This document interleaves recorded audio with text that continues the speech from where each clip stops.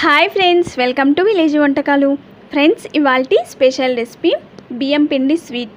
బియ్యం పిండితో ఇలాగా స్వీట్ రెడీ చేసుకున్నారంటే చాలా టేస్టీగా ఉంటాయి. ఇవి నోట్లో వేసుకుంటే ఇట్టే కరిగిపోతాయండి. బియ్యం పిండి అందరి ఇళ్ళల్లో అవైలబుల్గానే ఉంటుంది. చాలా ఈజీ ప్రాసెస్లో సింపుల్గా టేస్టీగా ఈ బియ్యం పిండితో స్వీట్ని ఇలా రెడీ చేసుకోండి. చాలా రుచికరంగా ఉంటాయి.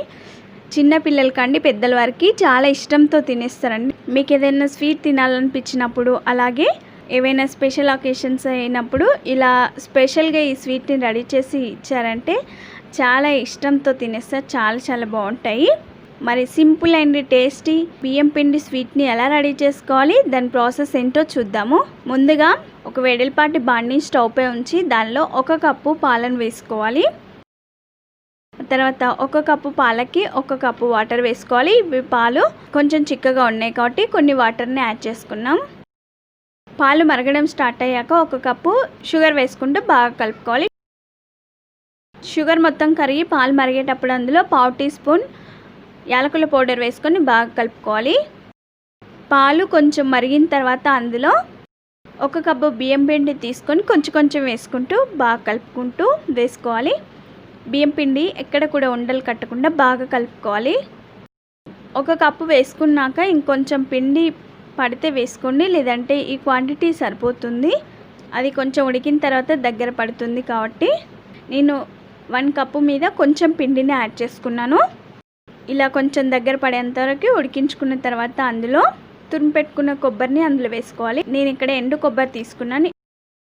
కొబ్బరిని అందులో వేసుకొని బాగా కలుపుకోవాలి. కొబ్బరి వేసుకోవడం ద్వారా స్వీట్ అనేది చాలా రుచికరంగా ఉంటుందండి. ఇలా వేసుకొని ఒక 2 నిమిషాలు అలాగే ఉంచి ఉడికించుకోవాలి.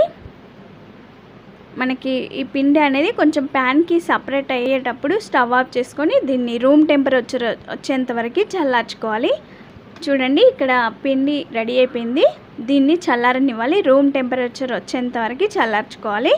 ఈలోగా మనం స్టవ్ పై ఒక ఇడ్లీ పాత్ర నుంచి దానిలో 1 గ్లాస్ వాటర్ వేసుకోవాలి. వాటర్ని మరిగించుకోవాలి. ఈలోగా మనం చూడండి, పిండి మొత్తం చల్లారిపోయింది. చల్లారిన తర్వాత చేతితో ప్రెస్ చేసుకుంటూ బాగా కలుపుకోవాలి.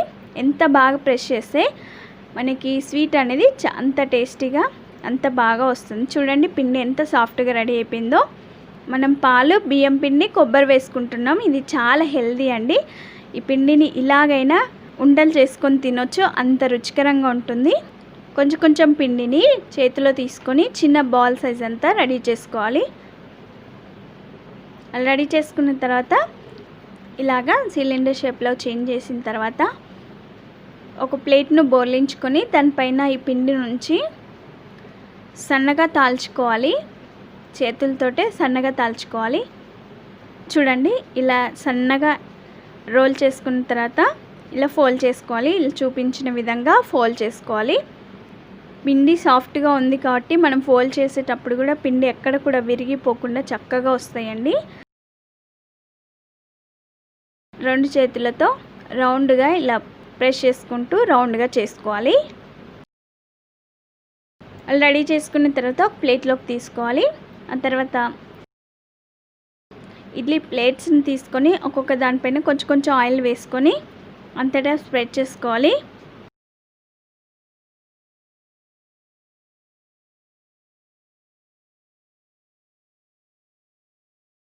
అంతటా అలా అనుకున్న తర్వాత మనం రెడీ చేసుకున్న స్వీట్ని దానిపై ఉంచి స్టీమ్ చేసుకోవాలి, ఉడికించుకోవాలి. ఆవిరి మీద ఉడికించుకుంటే స్వీట్ అనేది మరింత సాఫ్ట్గా నోట్లో వేసుకుంటే కరిగిపోయేలాగా ఉంటుంది. అన్నిటిని కూడా వేసుకున్న తర్వాత ఆ ప్లేట్స్ని అన్నిటినీ ఇడ్లీ పాత్రలో ఉంచి దానిపై మూత నుంచి ఒక 15 లేదా 20 నిమిషాలు ఉడికించుకుంటే సరిపోతుంది. మీడియం ఫ్లేమ్లోనే ఉడికించుకుంటే సరిపోతుంది. చూడండి, ఇక్కడ 15 మినిట్స్ అయిపోయింది. చక్కగా ఉడికిపోయాయి. మనకి ఇవి చల్లారిన తర్వాత ఆవిరి అనేది ఇంకిపోతుంది. చూడండి, ఇక్కడ చల్లారిపోయాయి. వీటిని ఒక ప్లేట్లోకి తీసుకుందాం. చల్లారిన తర్వాత మిగతా కొబ్బరి తురుములో వీటిని డిప్ చేసుకోవాలి. 2 వైపులా కూడా కొబ్బరి తురుము చక్కగా అంటేలాగా డిప్ చేసుకోవాలి. కొబ్బరి తురుములో డిప్ చేసుకుంటాం కాబట్టి చక్కగా కొబ్బరి తురుము అనేది దానికి చక్కగా అంటి మరింత టేస్టీగా ఉంటుంది ఈ స్వీటు. తర్వాత ఇది నేను ఇక్కడ గ్రీన్ కలర్ వచ్చేసి యాలకుల తొక్క అండి. ఆ తొక్కని దాని మిడిల్లో ఉంచుతున్నాను. మరింత కలర్ఫుల్గా కనిపించడం కోసం నేను దాని తొక్కని మిడిల్లో పెడుతున్నాను. ఆ తర్వాత వేరొక దాన్ని కూడా తీసుకొని కొబ్బరి తురుములో డిప్ చేసుకోవాలి. తర్వాత అన్నిటిపైన అలాగే అంటించుకున్న తర్వాత ఒక ప్లేట్లోకి తీసుకొని సర్వ్ చేసుకుంటే అంతేనండి, సింపుల్ అండ్ టేస్టీ బియ్యం పిండి స్వీట్ రెడీ అయిపోయింది. చూడండి ఎంత కలర్ఫుల్గా ఎంత చక్కగా వచ్చాయో, చూస్తుంటేనే నోరూరుతుంది కదా. చాలా టేస్టీగా ఉంటాయి, నోట్లో వేసుకుంటే ఇట్టే కరిగిపోతాయండి.